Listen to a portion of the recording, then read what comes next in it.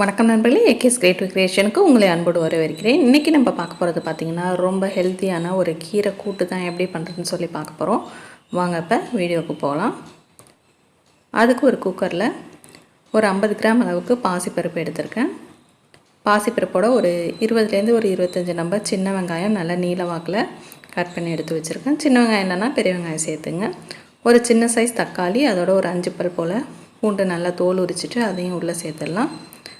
சேர்த்துட்டு இதோட ஒரு 1/4 டீஸ்பூன் அளவுக்கு மஞ்சள் தூள், அதே போல் கொஞ்சமாக ஜீரகம். அந்த ஜீரகம் வந்து ஒரு நல்ல ஒரு வாசனை கொடுக்கும் இந்த கூட்டுக்கு. ஒரு 2 காஞ்ச மிளகாய் நல்லா 2 கிள்ளிட்டு அதையும் வந்து உள்ளே சேர்த்துடலாம். சேர்த்துட்டு இதன் கூட வந்து கீரை பார்த்திங்கனாக்கா நான் ஒரு 2 கட்டு கீரை வந்து நல்லா அலசிட்டு தண்ணியில் போட்டு க்ளீன் பண்ணி எடுத்து வச்சுருக்கேன். அந்த கீரையை வந்து இப்போ நம்ம உள்ளே சேர்த்துடலாம். ஏற்கனவே நம்ம சேனலில் பார்த்திங்கன்னா கீரை ரெசிபி நிறையா ஒன்று அப்லோட் பண்ணியிருக்கேன். முருங்கைக்கீரை ரெசிபி. இதே முளைக்கீரை வந்து கடையிறது எப்படி, அதோட பொரியல் எப்படி பண்ணுறது அப்படின்னு சொல்லலாம். அதுக்கு தேவைப்படுறதுனா ப்ளேலிஸ்ட்டில் கீரை ரெசிபியில் செக் பண்ணி பாருங்கள். இப்போ கீரை மூழ்கிற அளவுக்கு தண்ணி இல்லாமல் அதை விட கொஞ்சம் கம்மியாக தண்ணி சேர்த்துட்டு இந்த பருப்பு எல்லாத்தையும் நல்லா வந்து மிக்ஸ் பண்ணி விட்டுட்டு இப்போ குக்கரை மூடி வச்சு கீரை நல்லா வேகக்கூடிய அளவுக்கு ஒரு விசில் வச்சு நல்லா வேக வச்சுக்கோங்க.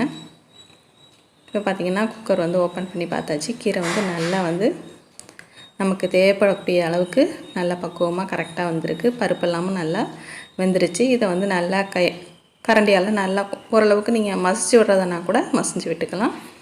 அந்த சேர்த்து நல்லா கலந்து விட்டுட்டு இப்போ கீரைக்கு தேவையான அளவுக்கு உப்பு சேர்த்துருங்க.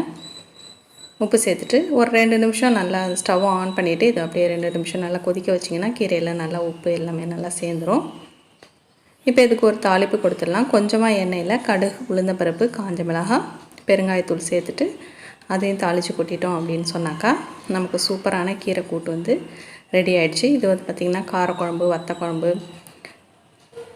அதன் கூட ரொம்ப பெஸ்ட்டான காம்பினேஷனாக இருக்கும். கண்டிப்பாக வீடியோ பிடிச்சிருக்குன்னு நினைக்கிறேன். பிடிச்சிருந்தால் மறக்காமல் லைக் பண்ணுங்கள். உங்கள் ஃப்ரெண்ட்ஸ் ரிலேட்டிவ்க்கும் ஷேர் பண்ணுங்கள். முக்கியமாக கமெண்ட் பண்ணுங்கள்.